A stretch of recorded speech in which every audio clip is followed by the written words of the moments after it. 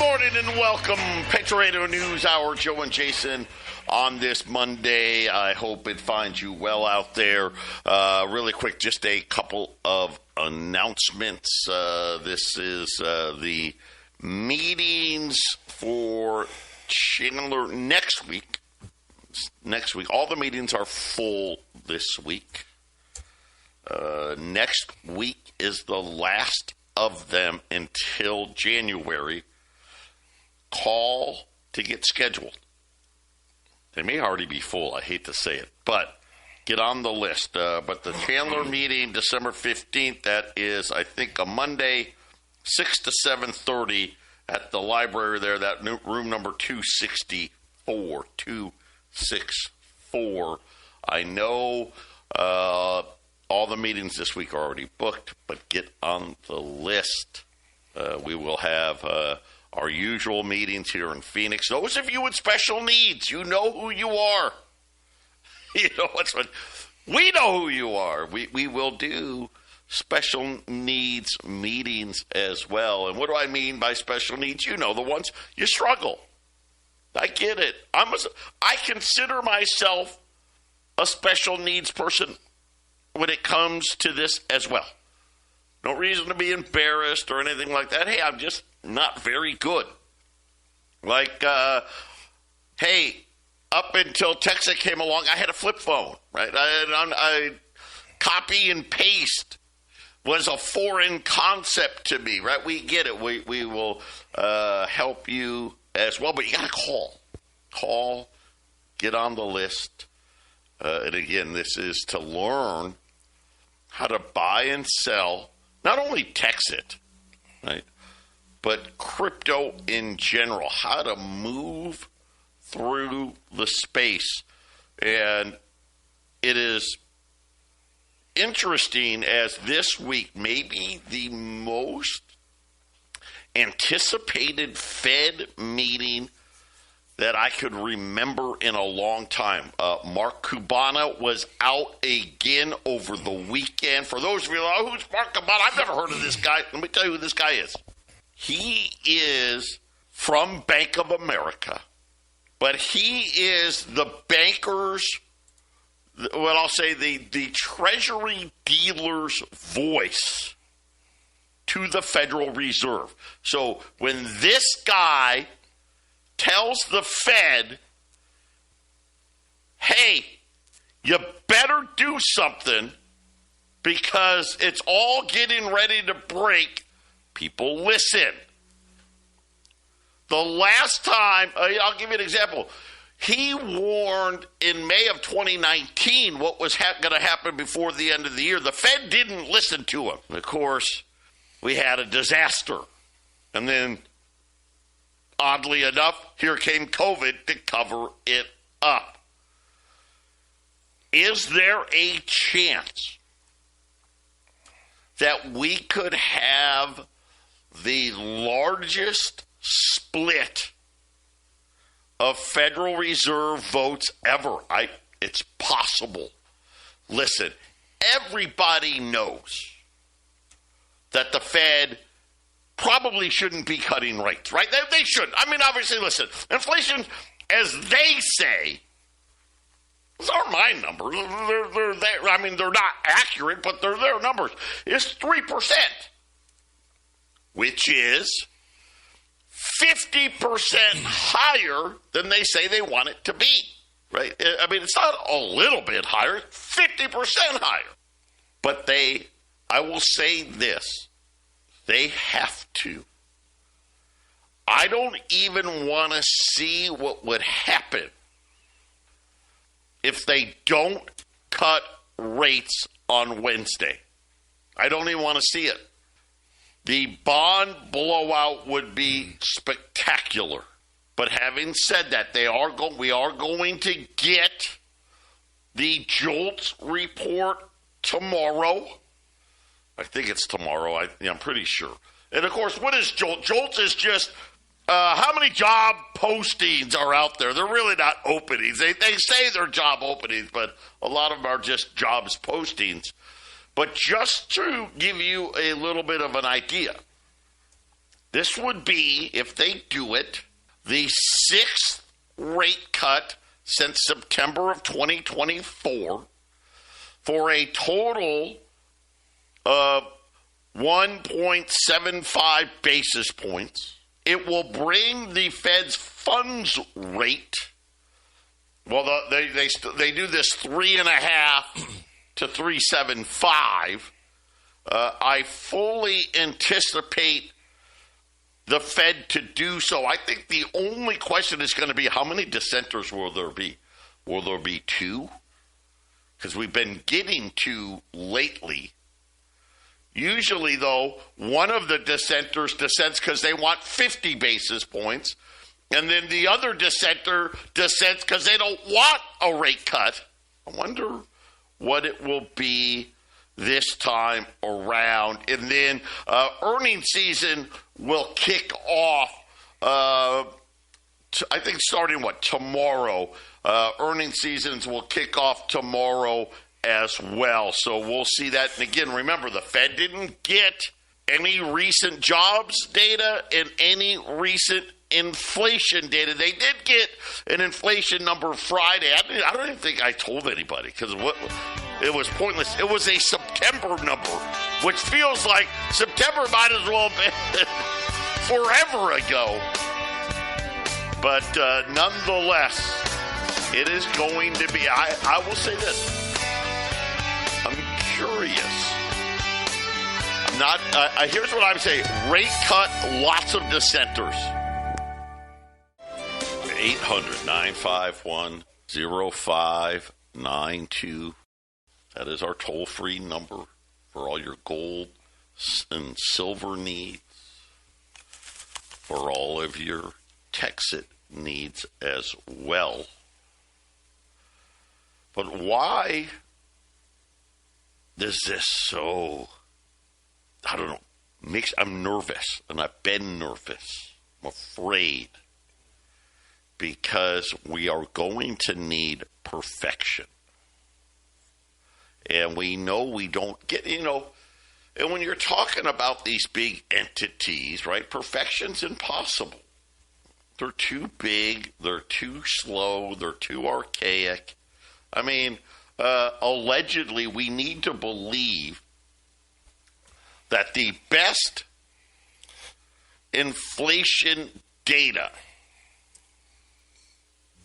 that the Federal Reserve has is from September, which, by the way, 2.9 was the number, in case you guys wanted to know. That's the best. That's what we need to believe. I hope that's nonsense. Right? For all of us, I hope that's not true. But why is this guy, Mark Cabana, so important?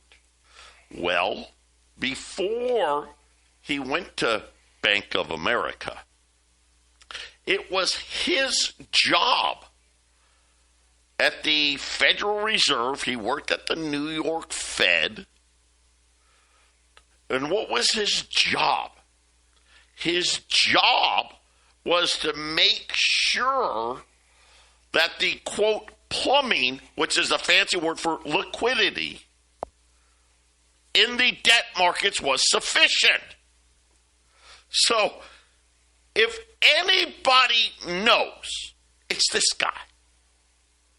Well, he was out again, and this is something, here's my word, I don't see what he says actually happening. He's already said that the Federal Reserve no longer has abundant liquidity, adding that elevated repo rates and funding suggest the system is approaching reserve scarcity. So, Jason, this guy is saying, listen, forget about abundant reserves. We don't even have regular reserves, and it's to the point now where he's saying that reserves are scarce. Well, I mean, does the Fed really have reserves? I mean, they have the printing press, I know they hold treasuries and they hold assets, but I think what he's saying is we need to print some money, man. There's not enough money. We need to print that. Is that what he's saying? He said we need to print some money. What? Here's what he says now.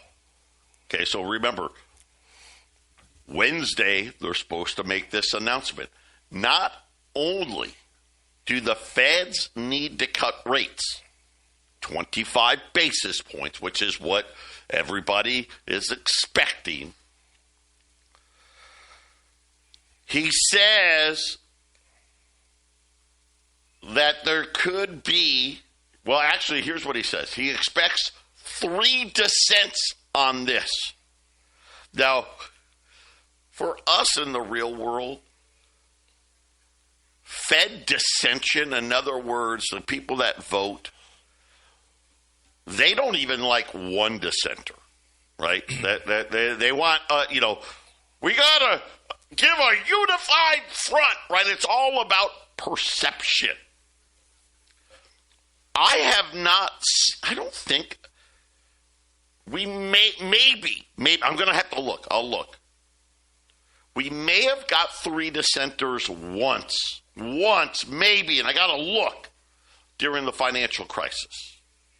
Cubana says we're going to get 3, and he says don't be surprised if it's 4. I will tell you, I know this. I've never seen 4 dissenters ever, and I don't know that I've actually seen 3. But the Fed also needs to announce the following. And again, I do not think they will, because they haven't hinted that they will. A reverse management purchases, i.e. quantitative easing, and this is the one that really is concerning.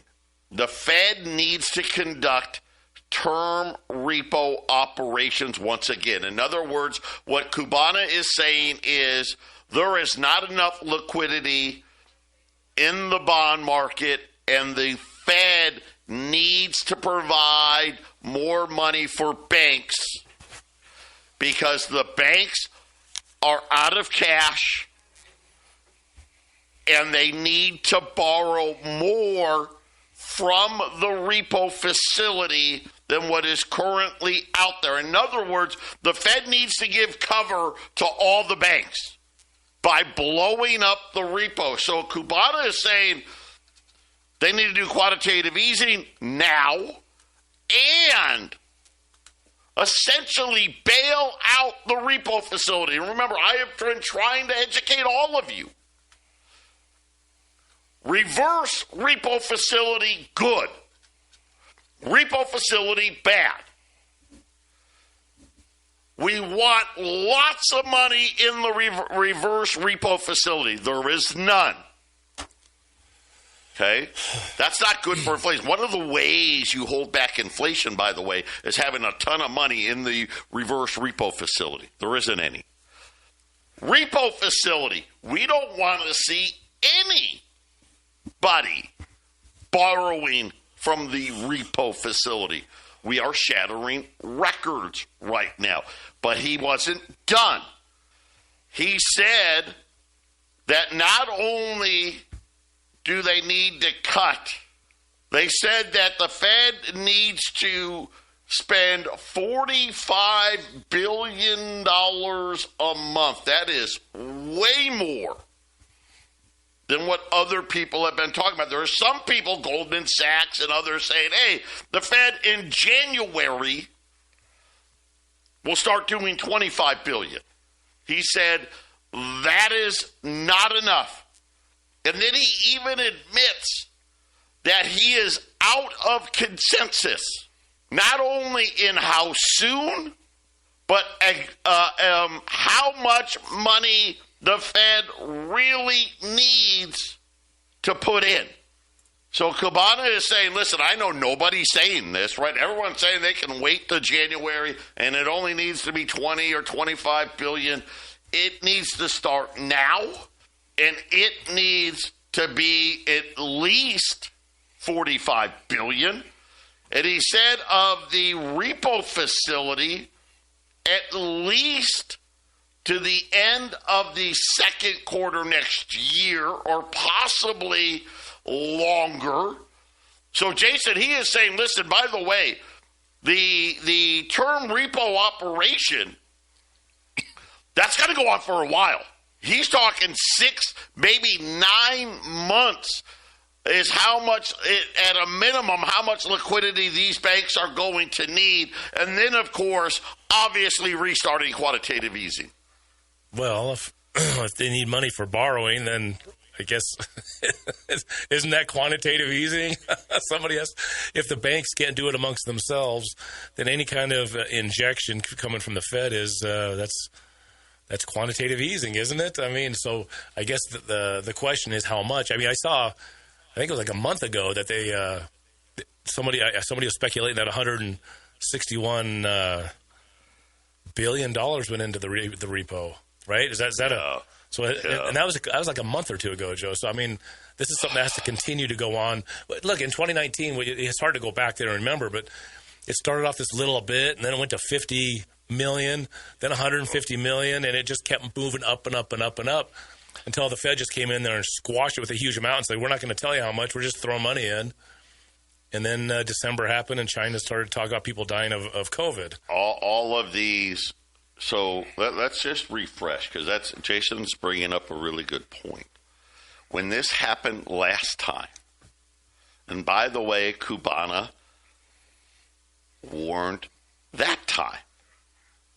The Fed came out and said, well, we just need, and they threw a number out there, and it was, I don't know, $10 billion. Yeah, we just need it for a week. And then the next week came out and they, we need $15 billion and then $20 billion. And then by the time they got done, it was like $125 billion. Daily. And the Fed, so what Cubana is saying is, hey, dummies, learn from your mistakes and tell everybody you're going to buy a lot and you're going to do it for a long time. Right? So this is what he is saying. If the Federal Reserve actually does what he says on Wednesday, it will be insanity. I think gold and silver silver will be at a record high. Silver will probably be back to its all-time record high. Wall Street would have a huge rally, right? The 10-year note, we may be able to get it under 4% at least for a little while. Unfortunately, my guess is we're only going to get the rate cut. And if there is 4 dissenters, and let's just say 3 of them, and I don't know how will 3 be for no cut and 1 be for a bigger cut? That'll be trouble for the markets. The best thing come Wednesday is there's 2 dissenters. One that's been continuing to say no cuts, and one that's been continuing to say 50 basis points. If the Fed sends a message that this is possibly the last rate cut until Jay Powell's term is over, boy, Wednesday could get ugly for the Wall Street. It really could. That could be very problematic already. Japanese bond yields are on edge. We didn't. Australia, New Zealand. Listen, this thing is spreading.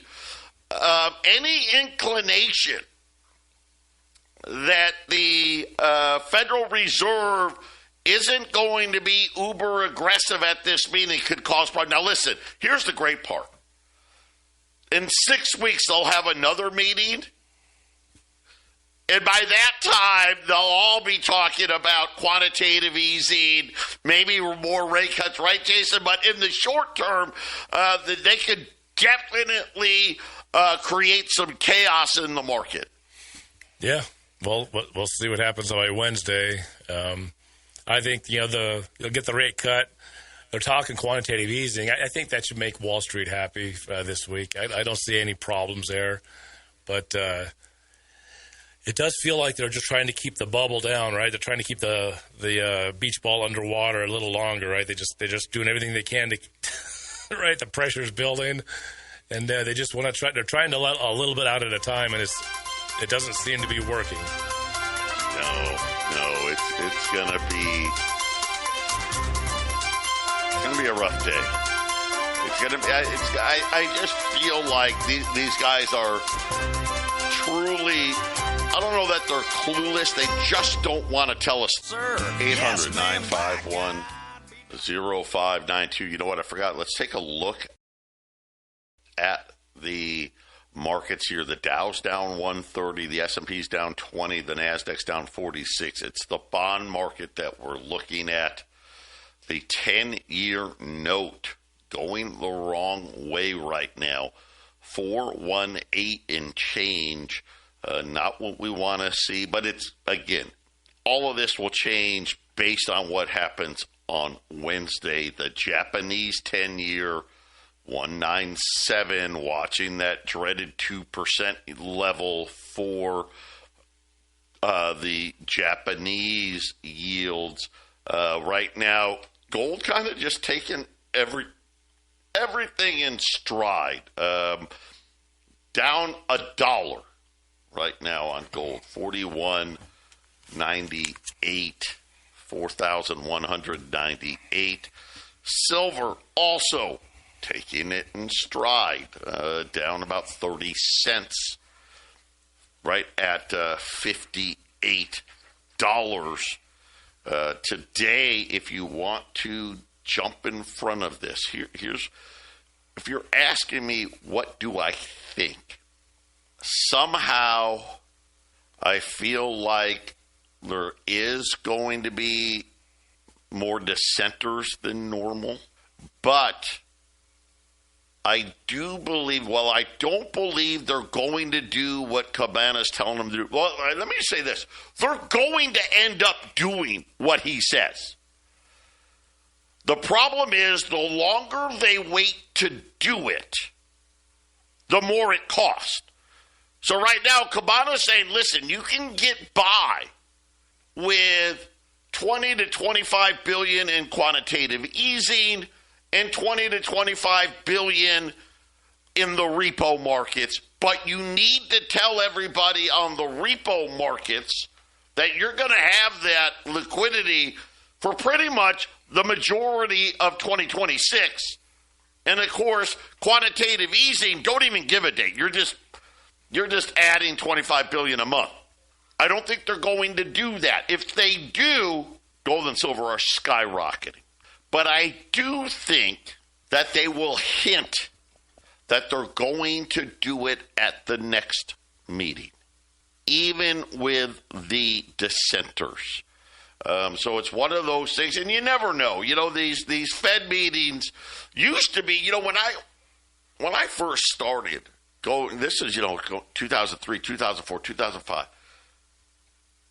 Every Fed meeting, the week of the Fed meeting, gold would get hammered. Every time.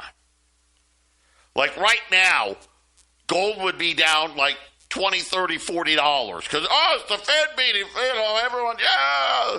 Right? The myth that the Fed was the smartest guys in the room. Now we see it where every other meeting, gold rallies.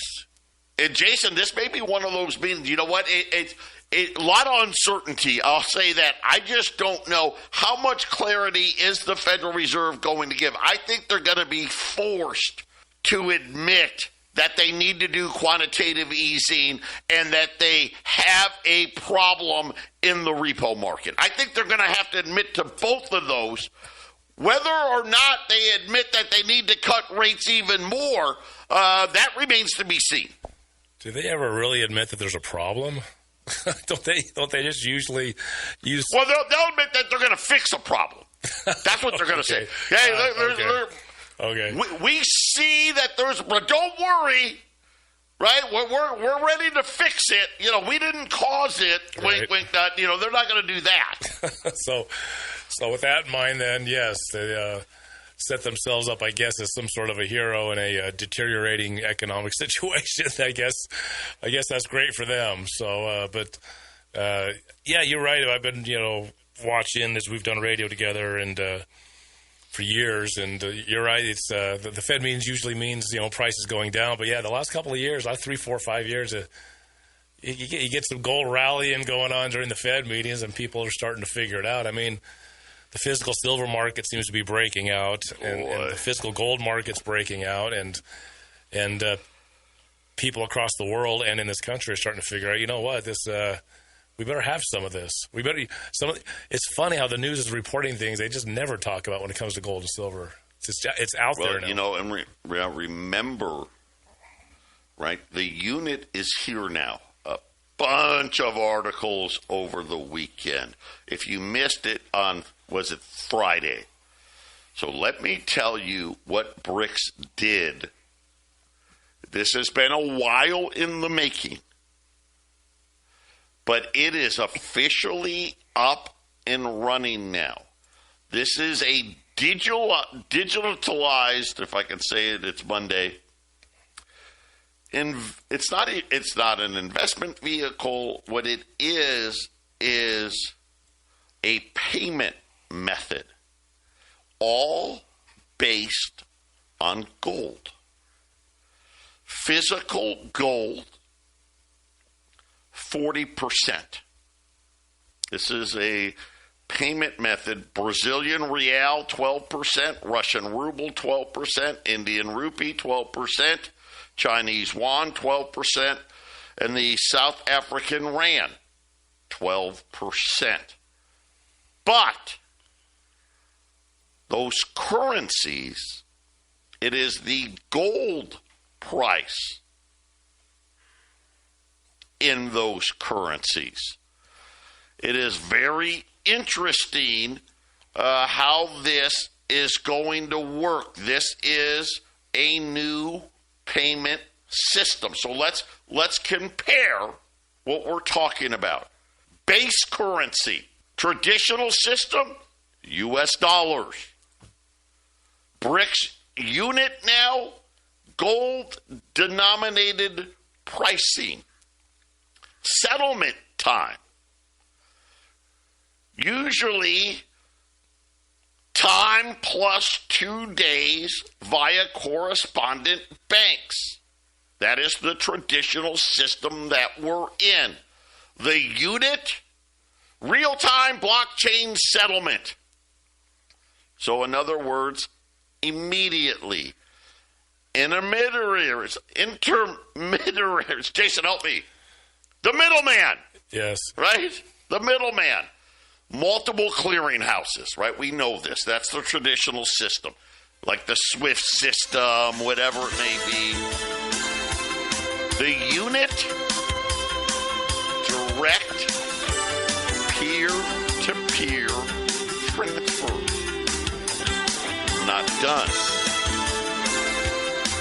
But, again, the need to hold dollars disappearing. We'll be back after the break. 800-951-0592. So we've got a bunch of things going on. We have the big Fed meeting. Everyone's worried about dissenters and the fact of the matter. Listen, we know. We've got a problem in the repo market. We already know. Quantitative easing is coming back. How long have I been telling you? I've been saying that for, the last 6 or 9 months? Quantitative easing is coming back. Just say it. Just say it. Get it over with. Rip off the Band-Aid. But now we have the unit created by the BRICS, now being used officially. And I'm going to highlight the differences.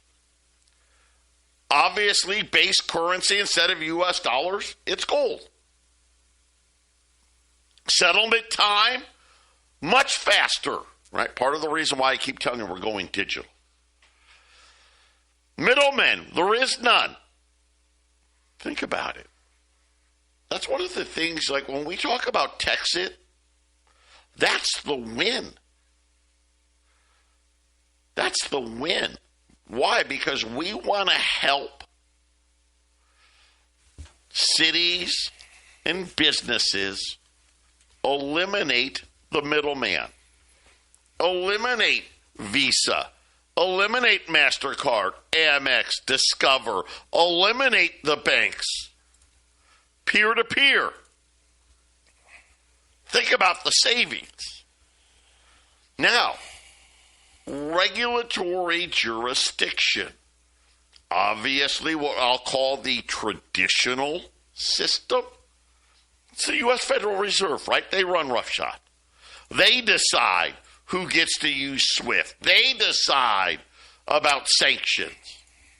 In the BRICS unit system, multinational distributed governance. In other words, BRICS says, hey, listen, guys, no one person has all the power. Right? It's broken up. Right? And you decide which one's better. And you kind of get the idea, if you're not maybe, I don't know, the G7 countries, everybody else is probably like, yeah, that may be a little better, right? Just watching how the United States acts. Last but not least, what is the requirement? And this is the one for me that is numero uno. And why it is that Mark Cubana is warning everybody. Simple. In the current system, you have to hold dollars. It's mandatory. Now, when you think about, well, why does Japan buy these treasuries? Why does Europe buy these? Why does anybody buy treasuries? It's kind of a crappy deal right now. Well, the answer is simple. Well, we buy them because we got to buy stuff. Well, and if I want to, it's also secure. Ahead, it's also secure because America doesn't default on their interest payments to these loans, so it's a very safe loan. It used to be really good. Go back to the 90s. The U.S. debt was like $3 trillion, and a 10-year note was giving you 7+%. What a great deal that was. Now it's almost 39 trillion, right? And, well, today, right, they want to give you less than 4, and they admit that inflation's 3, right? So, yeah, so you basically, yeah, it's not great. But dollar holdings was mandatory. How about the unit? You know what's mandatory for the unit? Gold and BRICS currency reserves. And it was funny because, Jason, I was expecting maybe China to say, hey, we're the big deal in this, because they are, right? We're the big deal in this. And granted, India now is getting ready maybe to be, you know, the third, fourth largest economy in the world. Brazil's gaining ground. But China's the dominant player, but they didn't. Right? Hey, you can hold any of these. Right? They give choices to nations where in the current system, right, Jason, there's only one choice. So this is what we are up against. And if you don't think it matters, you better think again, especially when you look at not only what the gold price is doing, but when you look at how many countries are buying it, and then on the other side, which may be just as important, how many countries are buying it and not saying it? Because remember, no country has to even officially announce that it's buying gold. And how do we know that it's happening? Because the numbers aren't even close. This month they said they bought 53 metric tons, which was huge. That's a huge amount. But when you actually look, that number looks like it was double that amount. In the month before, they only said like 20-something metric tons, and everyone kind of laughed. They're like, yeah, okay. Yeah. Why does it look like it's 70 or 80 metric tons? This is what I'm saying. I think a lot of countries are preparing to start diversifying. Are they going to move away from dollars completely? Of course not. Are they going to diversify more and have other ways to pay? That only makes good sense. We'll be back after the break. 800-951-0592. $20 gold pieces. Liberties or Saints, $43.25. Tell you what, if you do 20 or more, this is crazy now. I mean, gosh. 20, it's almost $100,000 anymore. Approaching $90,000. You buy 20 or more, $42.95 at 800-951-0592. And again, we'll see what happens over the next couple of days. But there is a lot of stress in the market. It is quite honestly the Fed's job, because they are, the overseer, is to try to eliminate this stress. Mark Cubana says they better hurry up and do it. And at the same time, Jason, lo and behold, the unit is now officially here. And here's what I see a lot of countries doing. You know what? I'm still going to use the main system, but I'm going to get the alternative system up and running. And you know what? I probably won't do anything huge on, unless you're a BRICS country, but I'm just talking non-BRICS countries. But I'm going to make sure that we know how to use it. And that we test it and we make transactions on it because it just makes sense. It's just like anybody out there. If you've only got one bank account with one bank and you're a business owner especially, and really I think anybody now, it's almost mandatory. You have to have an account in another bank. You just do, because you never know when your bank, for any reason, is going to just say, you know what, you're cut off. It's not your main account. There we go. There you go. It's not your main account. But hey, you know what? I got this other bank account over here, and maybe I got a credit card, and I make one or two purchases a month, and I pay it off. But Jason, it just makes sense, doesn't it? Yeah. No, it totally makes sense. And we're going to give him the next hour. I think Dave was supposed to join us next hour. He's not here, so I don't know if he's coming in. But there's one thing I wanted. We talked about briefly last week. Russia was selling gold. Remember, Russia's selling some gold. Well, there is one thing they're buying. They're buying a bunch of silver from China. Yeah, it's another non-dollar situation. India buys oil. It pays Russia an AED. Russia converts the AED to Chinese yuan. China wants AED for the Gulf oil. Russia uses Chinese yuan to buy physical silver. All of this transpiring without dollars. So this is all happening. Russia's buying silver and selling gold. Silver is starting to look scary. What's going to happen?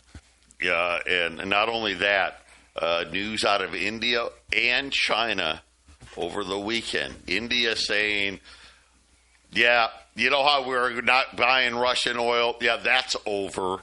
We're back to buying Russian oil. And then China came out and said, oh, by the way, we're buying Iranian oil. So, that's right. Again, the sphere of influence, right? It's starting to wane. We'll see what the Fed's answer is this week.